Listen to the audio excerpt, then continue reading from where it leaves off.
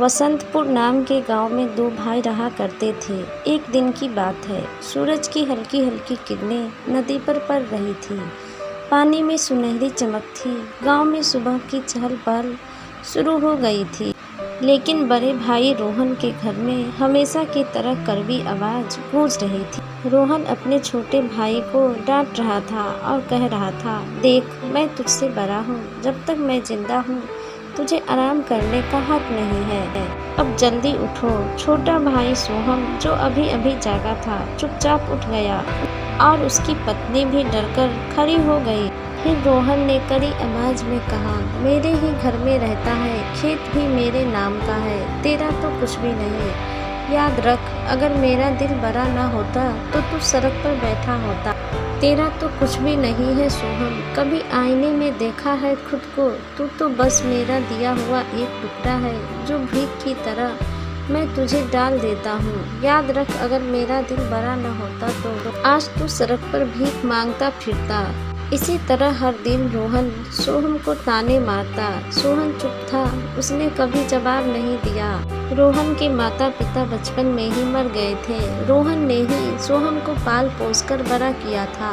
लेकिन जैसे जैसे रोहन की उम्र और दौलत बढ़ी, उसका दिल सिकुड़ता चला गया। रोहन की पत्नी भी वैसी ही थी, हमेशा ताने देती। इसी तरह जैसे तैसे समय गुजर रहा था। बारिश का मौसम आ चुका था। एक दिन की बात है, बारिश आने वाली थी। तब रोहन की पत्नी बोली, सुनिए जी, बारिश आने वाली है, कह दीजिए इस निकम्मे से कि जल्दी से घर के बाहर का कीचड़ साफ कर दे। सारे गांव वाले हमारे घर के सामने से ही तो गुजरते हैं।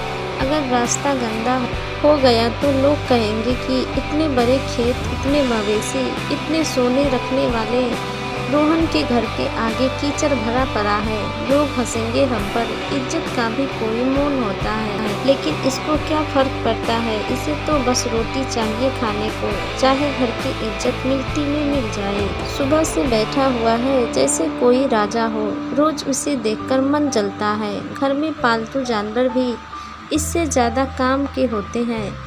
कहिए इससे उठे और साफ सफाई कर दे। पत्नी की बात सुनकर रोहन ने सोहम से कहा, सुन लिया ना, जा और रास्ता की साफ सफाई कर दे। और सुन, मवेशी के लिए चारा भी काट लेना। मुझे खेत देखने जाना है, वहाँ भी काम होगा। सोहम चुपचाप बाहर निकल गया। उसका दिल भारी था। हर दिन भाई की बात उसे तोड़ रहा था, लेकिन फिर भी वह यही सोचता, भैया ने ही मुझे पाला पोसा है, उनका हक भी है डांटने का। बारिश की बूंदें अब धीरे धीरे गिरने लगी। आसमान में घने बादल थे। बूढ़ी दादी कह रही थी, अरे नदी का पानी बढ़ेगा आज, ईश्वर सबकी रक्षा करे। रोहन खेत की ओर निकल पड़ा। जाते जाते शिवम से बोला, सुन, अगर बारिश तेज हुई तो नदी का पानी घर तक आ जाएगा, तो सबसे पहले मेरे मवेशी बचाना। तेरा सामान तो वैसे भी कोई काम का नहीं है, पर मेरी गाय भैंस मर गई तो नुकसान मेरा होगा। सोहम की आंख में आंसू आ गए, पर उसने कुछ नहीं कहा। सिर झुकाकर बोला, ठीक है भैया, जैसा आप कहे, आपका हर हुक्म सर आंखों पर। इतना कहकर रोहन वहां से चला गया। अब बारिश तेज होने लगी थी। आसमान में बिजली कड़क रही थी। सोहम ने जल्दी जल्दी घर के बाहर का रास्ता साफ किया, फिर मवेशी के लिए चारा काटने चला गया। मन ही मन उसने भगवान से कहा, हे ईश्वर, इस बारिश में हमारा घर बचा लेना। भले ही मेरा कोई सामान नहीं है, पर भाई का घर बचा लेना। इसके पास तो सब कुछ है, मैं तो जहाँ भी जाऊँगा रह लूँगा। उसकी दया और भोलापन देखकर मानो बादल भी रो पड़े। बारिश और तेज होने लगी, लेकिन रोहन को अपने खेत की चिंता थी। उसने दूर से देखा, पानी खेत में भर चुका था, मगर उसके मन में सिर्फ एक ही बात थी, अब की बार फसल मेरी बर्बाद हुई तो सोहन को काम से निकाल दूंगा। उसके पेट का बोझ उठाने की ताकत अब मुझ में नहीं है। उसके मन का घमंड और लालच बारिश के पानी से भी ज़्यादा गहरा था। बारिश की बूंदें अब तेज होकर मूसलाधार बन चुकी थी। गांव के लोग अपने अपने घरों को मजबूत करने में लगे थे। नदी का पानी उफान पर किनारे से बाहर आने लगा था। उसी समय रोहन घर लौट आया। खेत का आधा हिस्सा पानी में डूब चुका था। आते ही उसने देखा सोहन ने चारा काटा नहीं था। दरअसल बारिश इतनी तेज थी कि सोहन खुद भीगकर कांप रहा था, लेकिन रोहन को उसकी हालत से कोई फर्क नहीं पड़ा। उसने गुस्से से चिल्लाकर कहा, निकम्मे, जब देखो तब भीगता रहता है, चारा नहीं काटा, अब मवेशी भूखे मर जाएंगे तो किस काम का है आखिर। सोहन कांपते हुए बोला, भाई बारिश बहुत तेज थी, माफ कर दो, मैं अभी काट लाता हूँ। रोहन की आंखों में घमंड और नफरत भर गई। उसने एक जोरदार थप्पड़ सोहन को मारा। सोहन गिर पड़ा। सोहन की पत्नी दौड़ती हुई आई, लेकिन रोहन ने उसे भी धक्का दे दिया। उसका छोटा सा बेटा जो जोर जोर से रोने लगा, बस बहुत हो गया, आज से यह घर तेरा नहीं है, निकल जा यहाँ से। मैं तुझ पर और तेरी परिवार पर एक दाना भी खर्च नहीं करूँगा, निकल जा मेरे घर से। सोहन की पत्नी गिड़गिड़ाती रही, भाया हाथ जोड़ती हूँ, ऐसा मत करो, बारिश हो रही है, हम कहाँ जाएंगे, हमारा तो कोई नहीं है, यह घर ही हमारा आसरा है, अगर इसे भी छोड़ देंगे तो छोटा बच्चा कहाँ सिर छुपाएगा। इतनी बारिश में हम कहाँ जाएंगे, सड़क पर तो हम मर ही जाएंगे भैया। आप जो चाहे सजा दे दीजिए, काम का दोहरा बोझ दे दीजिए, लेकिन घर से मत निकालिए। जहाँ मर्जी चाहे जाओ, नदी में डूब मरना है तो डूब मरो, मुझे कोई फर्क नहीं पड़ता। यह घर मेरा है और इसमें रहने का हक भी सिर्फ मेरा है। बारिश की बूंदें अब सोहन के आंसुओं के साथ मिल चुकी थी। वह चुपचाप उठा। उसके गीले कपड़े उसके शरीर में चिपक रहे थे। उसने अपनी पत्नी और बेटे को साथ लिया और निकल पड़ा। उसकी पत्नी की आंखें लाल थीं, लेकिन उसने भी कुछ नहीं कहा। दोनों घर से बाहर निकल गए। बाहर ठंडी हवा चल रही थी। बारिश में उनके पैर कीचड़ में धंस रहे थे। बच्चे का शरीर ठंड से कांप रहा था। रात का अंधेरा उतर आया था। गांव के लोग खिड़की से देख रहे थे, पर किसी की हिम्मत नहीं हुई कुछ बोलने की। रोहन से सब डरते थे। सोहन धीरे धीरे नदी की ओर बढ़ गया।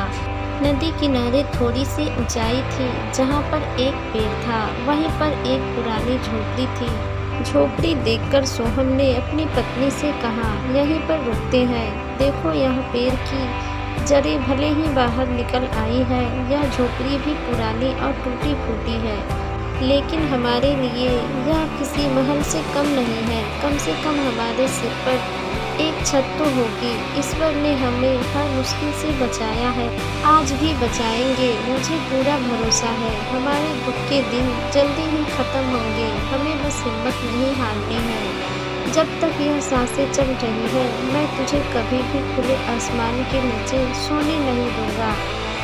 सोहन की पत्नी रो रही थी। उसने रोते रोते कहा, हमने किसी का क्या बिगाड़ा था, हम तो हमेशा सबका भला ही चाहते थे, फिर भी भैया ने हमें क्यों निकाल दिया। उनका दिल इतना कठोर कैसे हो गया। हम तो अपने हक भी नहीं मांग रहे थे, बस 2 रोटी और सिर छुपाने की जगह चाहिए थी। क्या यही हमारा कसूर था। भगवान ही जाने अब हमारा क्या होगा। सोहम अपनी पत्नी की ओर देखते हुए बोला, अगर तू टूट जाएगी ना तो मैं भी कमज़ोर पड़ जाऊंगा। मैं अभी जाता हूँ गांव के बाहर। सोहम ने अपनी पत्नी और अपने बेटे को उसी टूटी फूटी झोपड़ी में रखा और गांव की तरफ चल पड़ा। कुछ दूर चलने के बाद उसे कुछ सूखे घास मिले। उसे लेकर आया और उसने अपने घर की छत बनाई और अपनी पत्नी से बोला, मुझे यकीन है भगवान हमें देख रहे हैं। एक दिन यही बारिश हमारी खुशियों की भीगी भीगी सौगात लेकर आएगी। वह उठा और घने अंधेरे में चला गया। उसकी पत्नी अपने भीगे बेटे को सीने से लगाकर बैठ गई। आसमान में बिजली चमक रही थी। पेड़ के पत्ते झड़ रहे थे। उसी पेड़ के नीचे एक टूटे परिवार ने नया जीवन शुरू करने की ठानी थी। बारिश की बूंदें थमती नहीं थी। सोहम की पत्नी और उसका बेटा उसी पेड़ के नीचे टूटी फूटी झोपड़ी में बैठे ठंड से कांप रहे थे।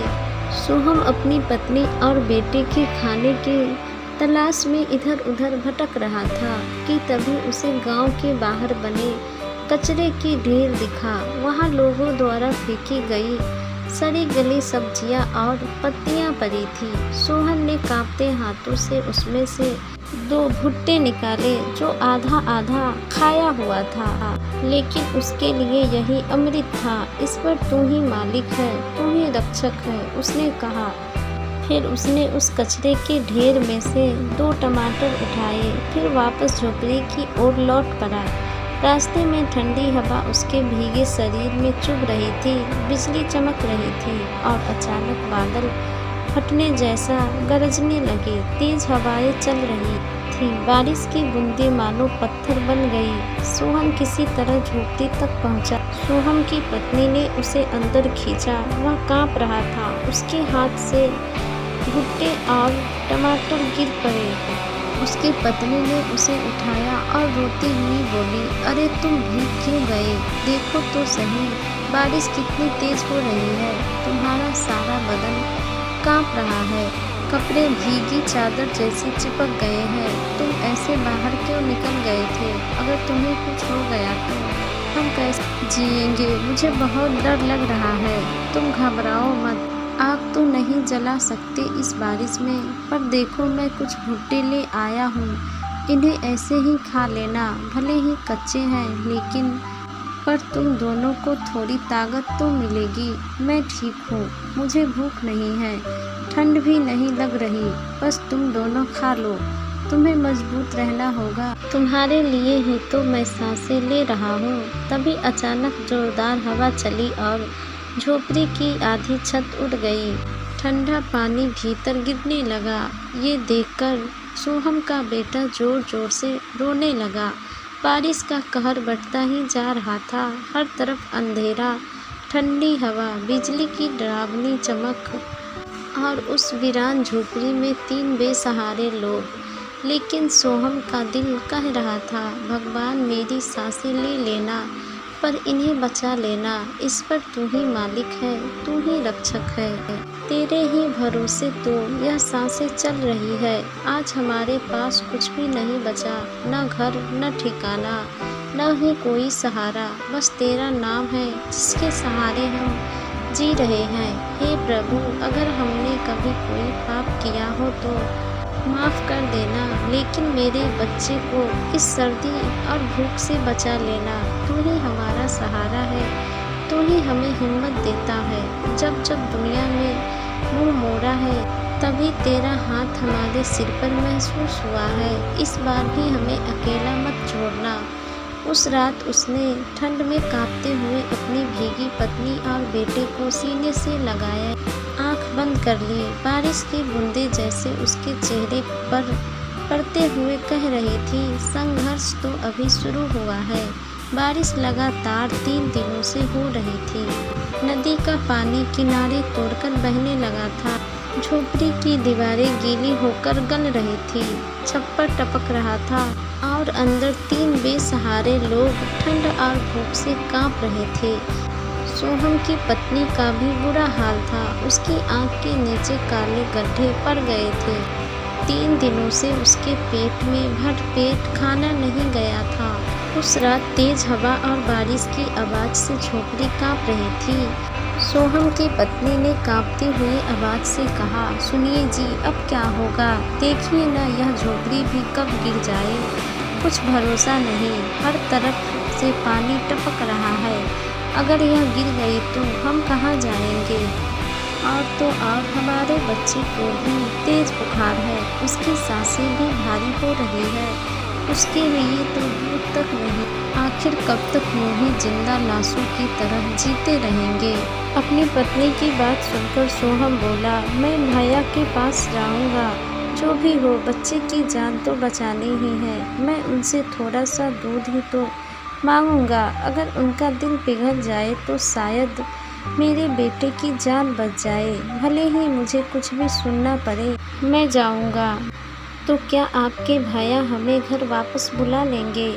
सच कहूँ तो अगर आपके भाई ने आपको आपके हिस्से की ज़मीन दी होती तो आज हमारे पास भी एक मजबूत घर होता, लेकिन उन्हें तो बस यही लगा कि आपको पाला पोसा है तो आपके माँ बाप के हिस्से की ज़मीन पर भी उनका हक है। उन्होंने तो कभी यह ज़रूरी ही नहीं समझा कि वह ज़मीन आपकी भी थी, और आप अपने भी तो कभी अपना हिस्सा नहीं मांगा। क्यों? क्या हमारी जिंदगी की कोई कीमत नहीं? पत्नी की बात सुनकर सोहम बोला, भैया ने मुझे पाल पोस कर बड़ा किया है। मेरे माता पिता के मरने के बाद उन्होंने ही तो मुझे सहारा दिया। अगर इस एहसान के बदले उन्होंने मेरी जमीन ले ली तो क्या हुआ? मैं भाई से कभी अपना हिस्सा नहीं लेना चाहता। जो दिया इस पर ने दिया, जो नहीं दिया वह भी उनकी मर्जी है। अगर मेरे नसीब में होगा तो इस पर खुद ही देंगे, लेकिन मैं अपने भाई से कुछ मांगकर उनका सिर झुकाना नहीं चाहता। पर आज बच्चे की जान बचाने के लिए मुझे उनकी मदद लेने जाना ही पड़ेगा। सोहम के दिल में एक उम्मीद थी, वो रात में ही निकल पड़ा। रास्ते में घुटनों तक पानी था, बिजली की चमक में सब और भी डरावना लग रहा था। गांव के कच्चे रास्ते पर फिसलन थी, लेकिन उसके कदम नहीं रुके। वह भाई के घर पहुंचा। दरवाजा बंद था, अंदर से बातों की आवाज आ रही थी। दरवाजे पर खड़ा होकर सोहम भाया भाया कहने लगा। अंदर रोहन अपनी पत्नी के साथ बैठा गर्म दूध पी रहा था। अब यह कौन आ गया इस तूफानी बारिश में? दिन भर की मेहनत करने के बाद चैन से बैठा भी नहीं जाता। हर वक्त कोई न कोई मुसीबत आ जाती है। कौन होगा इतनी रात को? अगर कोई भीग भी रहा है तो इससे मुझे क्या? सबको मेरे ही चौखट दिखती है क्या? जाओ जहाँ जाना है, मुझे कोई मतलब नहीं। जाके मरे बाहर। इतना बरबराने के बाद रोहन ने दरवाज़ा खोला। सामने सोहम को देखकर उसका चेहरा तमतमा गया। उसने तिरस्कार भरी नजरों से पूछा, क्यों आया है यहाँ? क्या चाहिए तुझे इस वक्त? दिन हो या रात, हर वक्त भीख मांगने चला आता है जैसे हमारी है। छाती पर मूंग की तलनी है तुझे। बोलो क्यों आया है? भाया, मेरे बेटे को तेज बुखार है। 3 दिन से बारिश में भीगा पड़ा है। उसका पूरा बदन ठंडा पड़ गया है। उसके पास उठने को कुछ नहीं है, खाना भी नहीं है। झोपड़ी कभी भी गिर सकती है। भाया, कुछ अनाज दे दो, कोई पुरानी चादर ही दे दो। बच्चा है भाया, उसकी जान बचानी है। हम कहीं और नहीं जाएंगे, बस उसकी सांसें चलती रहे, इतनी सी दया कर दो। रोहन की पत्नी दरवाजे पर आई और कहने लगी, सुनो जी, देखिए तो ये फिर आ गया भीख मांगने। निकम्मा कहेगा, काम धंधा तो है नहीं, बस दूसरे के दरवाजे पर हाथ फैलाना आता है। अरे हट, हमारे पास भी खाने को कुछ नहीं है, समझा? और सुन, बार बार यहाँ मत आना। जो अपनी बीवी बच्चे का पेट नहीं पाल सकता उसे तो मर ही जाना चाहिए। ये चल निकल यहाँ से, हमारा सिर मत खा। भैया, एक बार बच्चे को देख तो लो, छोटा सा है, मर जाएगा। निकल जा यहाँ से, मरना है तो मर जाए, मुझे क्या फ़र्क पड़ता है, तू जिए या मरे। मेरी ज़िंदगी पर कोई असर नहीं पड़ने वाला। हर बार रोनी सूरत लेकर चला आता है, जैसे तेरे जिम्मी का मैं ही सब कुछ हूँ। निकल यहाँ से। और सुन, आइंदा मेरे दरवाजे पर मत आना। जहाँ जाना है जा, मरना है तो मर जा। मुझे तेरी और तेरे बच्चे की कोई फिक्र नहीं। बारिश की बूंदें उसके आंसुओं के साथ बह रही थी। वह उल्टे पांव लौट पड़ा। गांव के कुछ लोग अपनी अपनी खिड़कियों से देख रहे थे। सोहम ने गांव के एक घर पर जाकर मदद मांगी। घर के मालिक ने तिरस्कार से कहा, जब तेरा अपना भाई ही तुझ पर दया नहीं कर रहा तो हम क्यों करें? निकल यहाँ से। आखिरकार वह टूटे दिल से, भीगे कपड़े और खाली हाथों के साथ फिर उसी नदी की झोपड़ी में लौट आया। उसकी पत्नी ने उसके चेहरे की हालत देख ली। उसने कुछ नहीं पूछा। दोनों की आंखों से आंसू चुपचाप बहते रहे। बाहर बारिश और तेज हो गई थी। बिजली की कड़क सुनाई दे रही थी। दूर आसमान में बादल गरज रहे थे। ऐसा लग रहा था जैसे आसमान भी रो रहा इंसान की बेदिली और लालच पर। बच्चे के लिए खाने का इंतजाम करने वो फिर से निकला। रात अंधेरी थी। रास्ते में गांव के बाहर कुछ कचरे फेंके पड़े थे। उसने उसमें से देखा तो उसे 2 आलू मिले। उसे उठाकर वो अपने जेब में रख लिया। फिर वहाँ से अपनी झोपड़ी की ओर निकल पड़ा। गांव के बाहर पीपल के पेड़ के नीचे उसने एक बूढ़ी अम्मा को देखा। उसके शरीर पर एक फटी पुरानी साड़ी थी। उसके बाल भीगे हुए थे। उसके होंठ कांप रहे थे और आंखें में बेबसी थी। वह पूरी तरह भीग चुकी थी। सोहम का दिल रो उठा। उसने झुककर पूछा, अम्मा यहाँ क्यों खड़ी हो? इतनी बारिश में भीग जाओगी। तुम्हारा यह पतला सा कपड़ा भी पूरा भीगा हुआ है। चलो कहीं छाँव में बैठ जाओ, ठंड लग जाएगी। अम्मा कुछ तो बोलो, इतनी रात को यहाँ अकेली क्यों खड़ी हो? बेटा, कई दिनों से कुछ खाया नहीं। भीख मांगने गांव गई थी मगर किसी ने कुछ नहीं दिया। किसी के पास 2 वक्त की रोटी भी नहीं बची, या शायद सबका दिल ही मर गया है। अब यह बूढ़ा शरीर जवाब दे रहा है। खड़े खड़े भी सांसें नहीं ली जा रही। हाथ पैर सुन पड़ गए। पेट में भी कुछ नहीं।